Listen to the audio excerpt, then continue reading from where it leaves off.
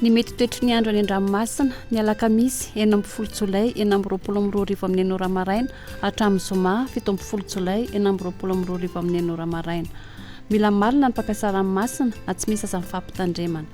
Ho an'ny morontsiraka atsinanana tanjon'ny bombaomba etrany amin'ny tanjona angotsy andrahona mahalana ho avy atsimo atsinanana na atsinanana ny rivotra ka ho folatra amin'ny 20 km isan'ora ahatratra 30 km isan'ora indraindray any avaratra voahemara anonjabe ny ranomasina avo ny onja anodidina 1.5 hatramin'ny 2 metatra.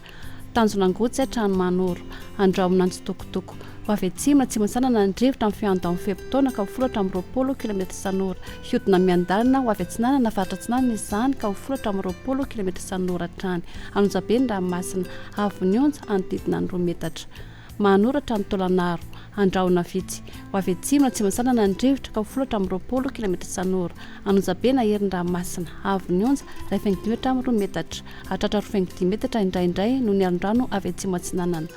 Tolanaro hatrany amin'ny tanjona vohimena anorona tandrifondrahona mahalana ho avy andrefana na tsy mandrefana ny rivotra ka ho 20 hatramin'ny 30 km isan'ora anonjabe na herin'ny ranomasina avo ny onja 2 hatramin'ny 2.5 metatra. Ho an'ny morontsiraka andrefana tanjona vohimena hatrany amin'ny tanjona kapo anorona tandrifondrahona indraindray ho avy andrefana na varatra andrefana ny rivotra amin'ny fiandohan'ny fehim-potoana ka ho 20 hatramin'ny 30 km isan'ora hiodina miandalina ho avy atsimo atsahana izany ka ho 20 km isan'ora adiny mpanonja nanonjabe ny ranomasina avo ny onja hatramin'ny 2.5 metatra hatratra 2 metatra any amin'ny tendrony atsimo.